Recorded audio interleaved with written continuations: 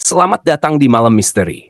Tempat di mana lo bakal dengerin cerita-cerita horor yang bisa bikin lo merinding deg-degan atau malah ketawa panik.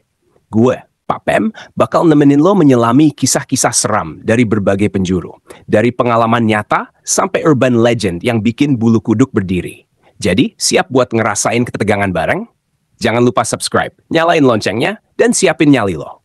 Karena setelah denger ini, lo nggak bakal lihat malam dengan cara yang sama lagi.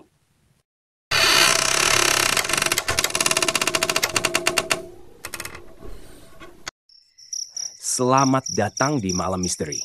Balik lagi bareng gua, Pak Pem, yang bakal nemenin kalian dengan kisah-kisah horor dari berbagai pelosok Indonesia. Malam ini kita bakal ngebahas sebuah cerita dari seorang pendengar kita. Namanya Reno. Dia ngirimin pengalaman pribadinya yang terjadi di sebuah tempat terpencil bernama Kampung Laut. Buat kalian yang belum pernah dengar, Kampung Laut ini ada di Jawa Tengah, tepatnya di daerah Cilacap. Dari namanya aja udah bikin penasaran ya. Kampung Laut. Bukan di pesisir, bukan di tengah laut, tapi di tengah-tengah rawa besar yang luasnya hampir kayak lautan. Tempat ini punya sejarah panjang. Dulunya jadi jalur pelayaran dan punya banyak kisah mistis. Penduduk setempat percaya bahwa di perairan sana ada penjaga yang nggak boleh diganggu. Nah, Reno dan dua temannya, Agus dan Bima, datang ke sana buat mancing. Mereka pengen ngerasain sensasi mancing di rawa yang katanya ikannya gede-gede. Tapi yang mereka dapet malah pengalaman yang bikin mereka nggak balik ke sana lagi. Kita semua tahu ya, tempat-tempat yang masih alami kayak gini biasanya punya aura mistis yang kuat. Bukan cuma karena sejarahnya, tapi juga karena tempatnya yang masih jarang dijamah manusia. Hutan lebat, rawa dalam, kabut yang sering turun tiba-tiba, dan suara-suara aneh yang nggak jelas asalnya. Gue pribadi selalu percaya, kalau kita masuk ke wilayah yang bukan rumah kita, ya harus tahu diri. Jangan sok jagoan, jangan seenaknya. Dan yang paling penting, jangan ganggu penghuni di sana. Tapi sayangnya, banyak orang yang baru sadar setelah mereka ngalamin sendiri. Kayak Reno dan teman-temannya.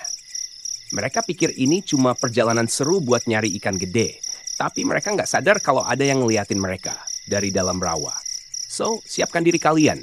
Jangan dengerin sendirian. Karena kisah ini bakal bikin kalian mikir 2 kali sebelum pergi mancing di tempat angker. Reno, Agus, dan Bima udah lama ngerencanain perjalanan ini. Mereka bertiga hobi mancing. Dan setelah beberapa kali trip ke berbagai tempat, mereka pengen nyobain sesuatu yang beda. Kampung Laut muncul dalam obrolan mereka setelah salah satu temannya Bima, seorang pemancing senior, cerita kalau di sana ikannya gede-gede. Ikan di sana itu monster-monster semua. Gabus bisa segede betis, lele bisa sampai sekilo lebih per ekor. Tapi tempatnya agak serem. Itulah yang bikin mereka tertarik, sekaligus penasaran. Mereka bertiga bukan tipe orang yang gampang takut. Jadi cerita-cerita mistis soal Kampung Laut cuma mereka anggap sebagai bumbu perjalanan. Sabtu pagi, mereka berangkat dari kota naik motor. Perjalanan menuju Kampung Laut lumayan jauh. Setelah melewati jalan raya, mereka masuk ke jalan-jalan kecil yang makin lama makin sepi. Hutan bakau mulai terlihat di kiri dan kanan jalan, dan suara alam mulai menggantikan kebisingan kota. Mereka harus nyebrang pakai perahu kecil buat masuk ke Kampung Laut. Satu-satunya akses ke sana memang lewat air, karena kampung ini berada di antara rawa-rawa luas yang membentang jauh. Gila ya, beneran kayak di tengah lautan. Pantes namanya Kampung Laut, kata Agus sambil motret pemandangan di sekitar mereka. Perahu kecil yang mereka naikin melaju pelan di atas air yang tenang, tapi suasananya mulai terasa beda. Nggak ada suara kendaraan, nggak ada suara orang ngobrol. Yang ada cuma suara dayung yang membelah air, sesekali suara burung dari kejauhan, dan suara dedaunan yang bergesekan diterpa angin. Pak Jono, si tukang perahu yang nganter mereka, tiba-tiba ngomong dengan nada pelan. Mas-mas kalian, nanti kalau sudah di sana, jangan ribut-ribut ya, apalagi kalau malam. Bima langsung kepo. Kenapa Pak? Emang ada cerita apa di sini? Pak Jono mendesah pelan sebelum menjawab. Di sini tempatnya banyak yang jaga, Mas. Kalau kita sopan, mereka nggak bakal ganggu. Reno dan Agus saling pandang, sementara Bima malah nyengir. Santai aja, Pak. Kita cuma mau mancing, bukan nyari ribut. Pak Jono cuma angguk-angguk tanpa banyak bicara lagi. Tapi sejak saat itu, suasana di perahu jadi lebih hening.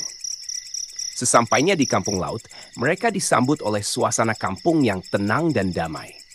Rumah-rumah panggung berdiri di atas air, dihubungkan dengan jembatan kayu kecil. Penduduknya ramah, tapi mereka semua tampak sedikit waspada terhadap kedatangan orang luar. Sebelum mulai mancing, mereka mampir ke satu-satunya warung yang ada di sana. Warung kecil itu dijaga oleh seorang ibu tua yang dipanggil Mak Uti. Sambil ngopi, mereka ngobrol sama Mak Uti yang ternyata tahu banyak soal kisah misteri di kampung laut. Kalau kalian mau mancing di rawa belakang sana, hati-hati ya. Jangan asal bicara, jangan teriak-teriak. Loh, kenapa, Mak? Tanya Reno. Mak Uti tersenyum tipis. Kadang ada yang gak suka kalau tempatnya diributin. Kalau ada yang ngerasa, bisa-bisa kalian dibikin kesasar di rawa. Reno, Agus, dan Bima awalnya cuma menganggap itu sebagai cerita lama yang dipakai buat nakut-nakutin orang luar. Tapi mereka tetap mengangguk sopan dan berjanji bakal jaga sikap. Setelah ngopi dan beli beberapa cemilan, mereka bertiga langsung berangkat ke rawa tempat mereka bakal mancing. Saat itulah perjalanan mereka berubah jadi pengalaman paling menyeramkan dalam hidup mereka. Reno, Agus, dan Bima melangkah di atas jembatan kayu yang mengarah ke rawa belakang kampung. Jembatan itu sedikit bergoyang saat mereka berjalan, tapi air di bawahnya tetap tenang. Suara jangkrik dan serangga rawa mendominasi suasana, menambah kesan sunyi dan misterius. Setelah berjalan sekitar 10 menit, mereka sampai di sebuah dermaga kayu kecil yang menjorok ke tengah rawa. Ini adalah spot terbaik untuk mancing, kata beberapa orang di kampung. Airnya hitam pekat, dipenuhi akar-akar pohon yang menjulur seperti tangan-tangan mencengkeram. Tanpa buang waktu, mereka segera menyiapkan kail dan umpan. Reno memilih umpan cacing, sementara Agus dan Bima pakai potongan ikan kecil. Begitu kail dilempar, mereka langsung duduk santai menikmati suasana. Gila, ini sih surganya mancing, kata Agus sambil menyandarkan punggung di tiang kayu.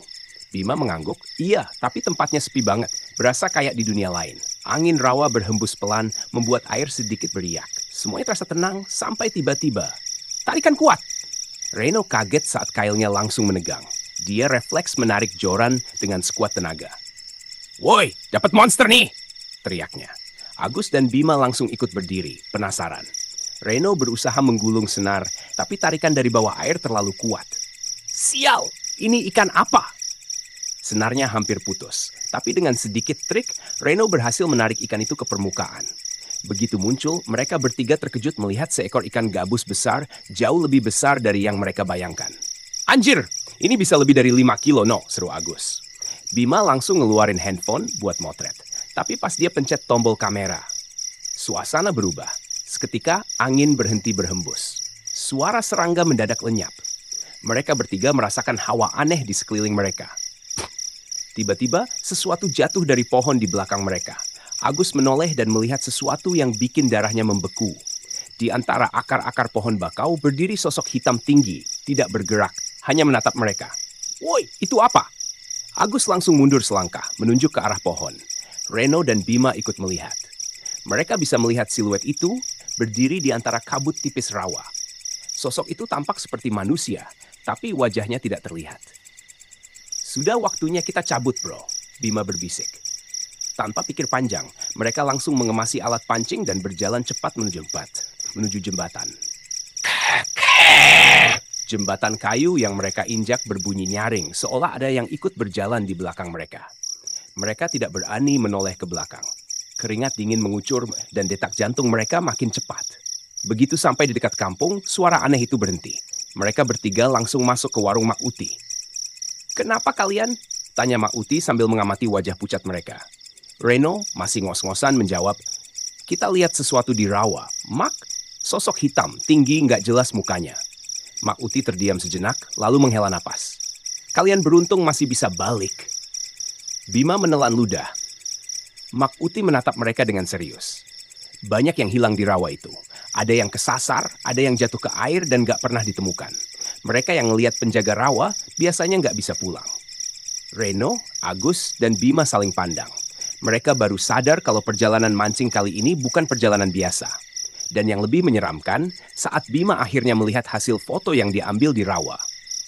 Di layar HP-nya, ada bayangan hitam berdiri tepat di belakang mereka. Oke, ini bagian penutupnya. Kampung Laut, mancing horor di Rimba Rawa. Reno, Agus, dan Bima masih terdiam di warung Mak Uti. Udara di dalam warung terasa lebih dingin dari biasanya.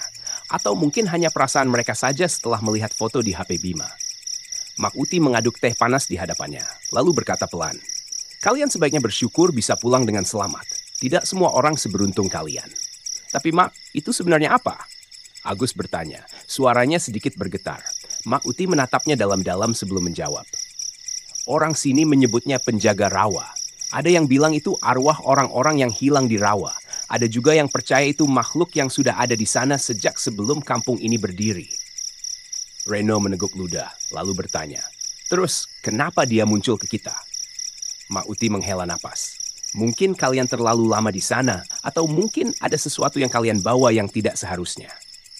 Mereka bertiga langsung melirik ke ember tempat mereka menyimpan ikan hasil pancingan.